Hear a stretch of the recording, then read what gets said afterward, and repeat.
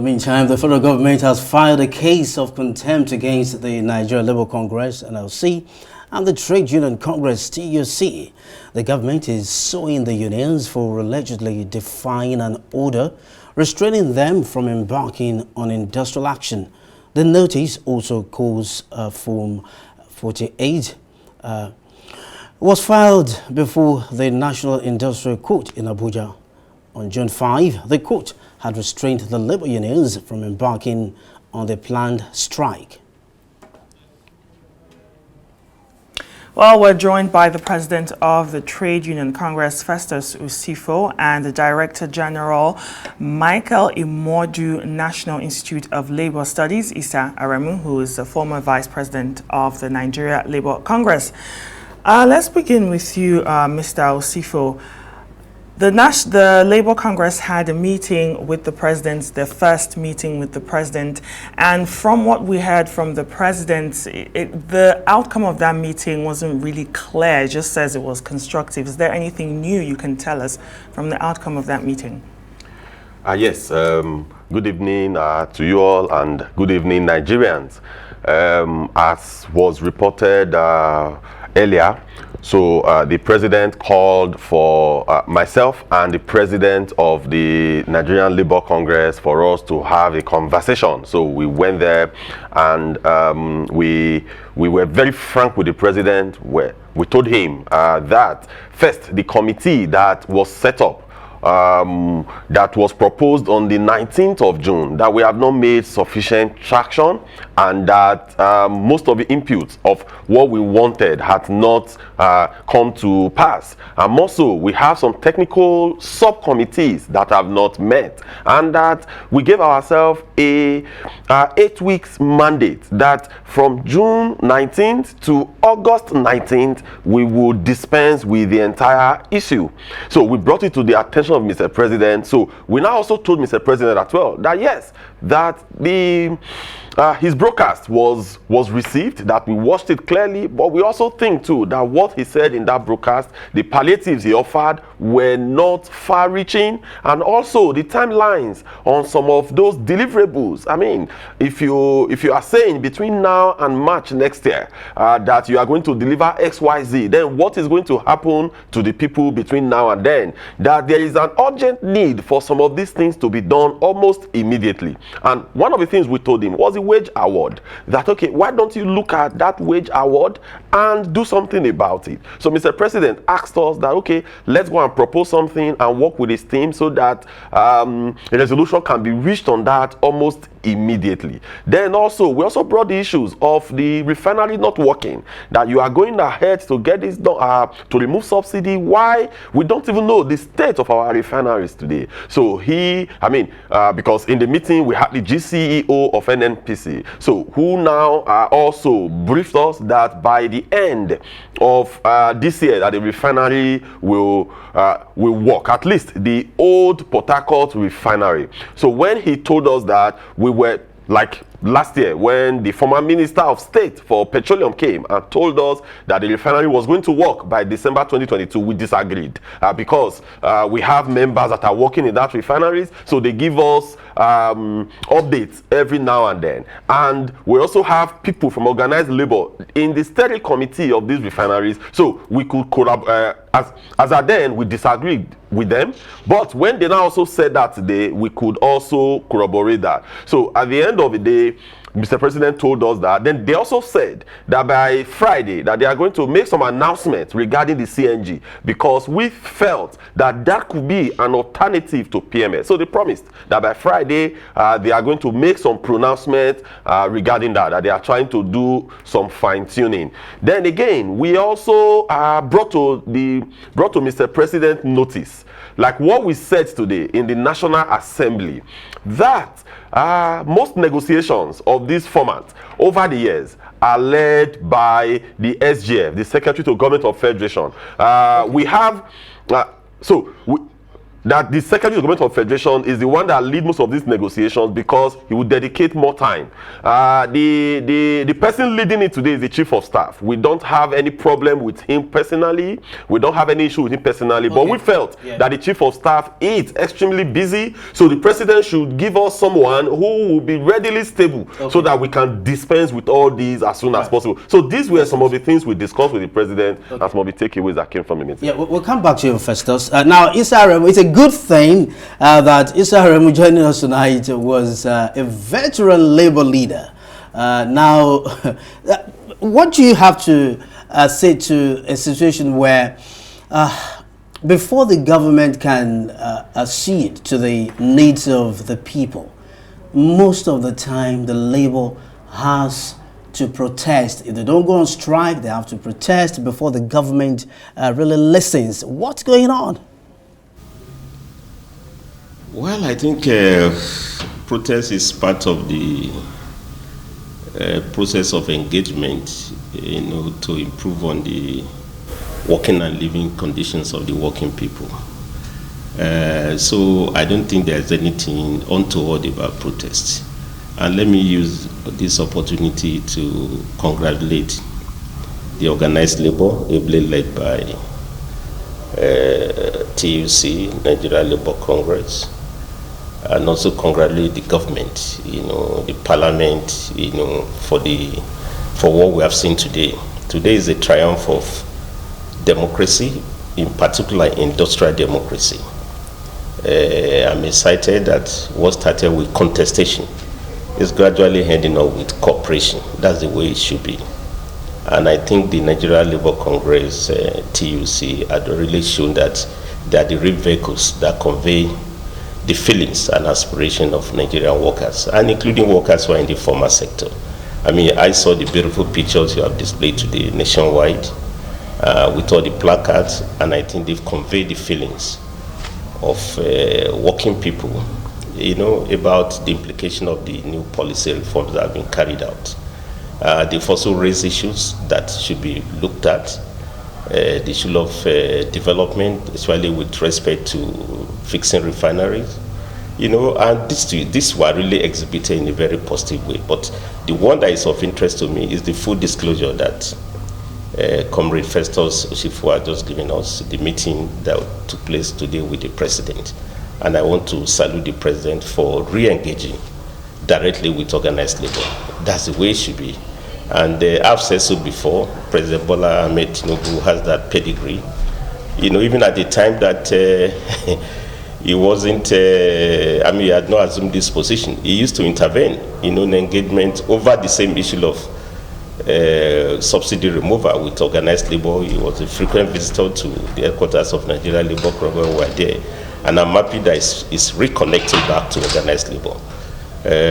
You also know that even before the election, he's the only one as a candidate who had the whole directorate on labor issues. I had the privilege of driving that directorate, and he engaged with organized labor. So what took place during that period is even more needed now on governance. But the one that I'm excited about, which I've read in part of the communique that has been issued, that there is now a dedicated new vigor for social dialogue. I think I saw something like that, which had not been issued out. And I think that's the way it should be. So if you ask me, once again, I want to say that I think we have proven that the institutions of dialogue, of contestation, of cooperation can work in Nigeria. And it's triumph of democracy. We have seen freedom of association, freedom of assembly. Let me also salute the National Assembly. After the first hesitation and what happened at the gate, eventually top officials of National Assembly engaged with organized labor. And I think this will enrich the outcome of the reforms that have been put in place. What is clear is that let the discussion continue. And in the world of work, that's the way it should be. Again, you also don't forget that this has been a long process. We have been in this business for years on this of subsidy removal, and labor has always been championing this cause. But that comes to the point you raise. I think next time we need to be much more proactive, You know, we need to be able to know that you can carry out reforms, but reform must also go with the need to have measures that will alleviate the impact of reforms. Reforms are indirect. This should not be the only one. I'm very sure there will be more reforms. But I think we have to learn from this, that next time we need to face reform, we need to carry stakeholders along. We don't need to all the time, it's not the time we go to the streets. But if necessary, that we have to go to the street, at the end of the day, we return back to negotiation process. So I want to say this is a triumph of industrial democracy and democracy as a whole. And the last point we must underscore this is that I want us to take this as a takeaway, that what happened today means that we must reaffirm commitment to democratic process. We couldn't have done this under military dictatorship. I mean, I've been in this business for long. You can't even challenge military government, you know, when they carry out subsidy removal as they used to do in those days. When labor speaks, they move against labor, they arrest. But I've seen civility today. I've seen the exertion of democratic rights, and it proves that Nigeria is truly a democracy destination. But the outcome is the one that is important. At the end of the day, let's walk the talk on the need to improve the living wage, minimum wage of the working people, as the president has said so. I also learned there is now a timeline for even Port Harcourt refinery to come on board.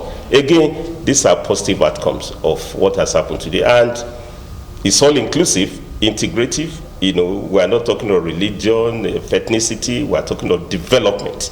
And that's the way I want to salute organized labor for putting development on the agenda. Let's button right there. Okay, thank you. Yes, Mr. Aremu, and I'm sure Mr. Osifo would agree with you when you say that it doesn't always have to come to taking to the streets, but when you need to get the attention of the government, you have to go to the streets to get that conversation going like they have with the president. But Mr. Osifo, I'd like to ask you, there's still some uncertainty on whether this protest will continue. Is the union satisfied with the meeting with the president and the outcome of this first day of protest? Are we going to see continuation, or is the protest being called off? Yes. We, just as I said earlier, that we had a meeting with the president, and even before then there was some level of intervention from the National Assembly with an appeal and also a promise that within the next 1 week that a lot of things will also be put in place with some positive outcomes. So we had that conversation earlier before we now had a meeting with the president. And from what I've said, that the president has committed, saying that okay, we should work with their team and propose something that could be for the wage award, and that he's ready to offer it almost immediately. And from some of the disclosures we also got from the Port Harcourt refinery, and the announcement that will also come on Friday associated with the CNG. So we now came back to our secretariat, and we had some conversations across that, and we now said, okay, let us give them some benefit of doubt, because they kept repeating, we are new government, no, we will promise, when we promise we must act. So a communication was released a while ago to our members calling off the protest, and for us to give them some benefit of doubt. Okay, and, so now what you're saying, Festus, now is that you've called off the protest as we speak. Correct. So what then happens in the next 7 days, as the government has promised, if you don't get to hear a positive feedback from the government? What then happens? What the next line of action for you? Yes, you know, as unions, we don't just sit down and define next line of actions. We have organs. So this information that the president has given us today, we are going to call organ meetings. We will also do the reviews. Then after that review, then we wait, we watch. When nothing is being done, trust that the two labor centers will also meet to take a stand and to also push the government to act. Because for this, we identify with Nigerians, we identify with the working people, and we must get government to work for them. That is the true essence why government exists. It's okay. Now, Issa, now, what role would you be playing in all of this, being a veteran labor leader yourself and now working from the side of the government? What role would you be playing in the coming days to see that something positive comes out of all this struggle? Well, I'm already playing some role. I'm engaging with you. You know, as a comrade, I'm always a comrade. But above all, as you said, I'm the Director General of the Labour Institute. And our mandate is to promote knowledge about labor education. And I think what organized labor have shown today is that labor is a specialized field. It's not all commerce affair. We need knowledge by engagement. They need to respond to, proposals. They need to reply organized labor whenever they have complaint. They need to even have structures in place. I'm happy to hear Comrade Osifo, making the point that one of the commitments they got today is that you need to also upgrade the kind of people that engage with labor. I'm happy to hear that in principle, the Office of the Secretary to Federation, because it has institutional memory, it also has the number of permanent secretaries who are over the years have the record of this engagement. Ministry of Labor must also be engaged, permanent secretary, so it's a specialized field. So our mandate as an institute is to promote knowledge for all the labor actors, employers of labor, government officials, organized labor, on how to follow procedures, on how to get things done. Well, I also had the report from your tidbits that we had an injunction or so to restrain, labor. Well, I'm not sure whether that should be the immediate one. I don't know the details, but we must respect the rule of law. But above all, in the court of law, you don't get what you get is judgment, not justice. And I think when you engage in direct social dialogue, it's a win-win thing. You get the result very well. Again, our mandate is to promote that knowledge along that line. But the point has been made today that labor matters. We must be able to dignify human beings, in the true sense of the word. And there is no development if it's not about the people. And I'm happy that President Bola Ahmed Tinubu, in line with his campaign of Renew Hope, is upbeat now to really reset. AFSESU is address, the broadcast of August 1st, is a good template for continuous engagement. The president has regretted that we've lost time and now is willing to roll out some of those measures, which Labour too can improve upon. And on the last note, let me underscore this point. Labour is actually a good partner of this government, to drive other agendas, for development. I wish one day we all march together for reindustrialization, against banditry, against crude oil theft, and above all, for greater productivity. But labor has to be motivated and rewarded before they can give their best for the country. Yeah, we don't have the luxury of time, but we must say a big thank you to you, Issa, Aremu, veteran labor leader there, former vice president of the Nigeria Labour Congress, and Festus Osifo, who is the president of the Trade Union Congress.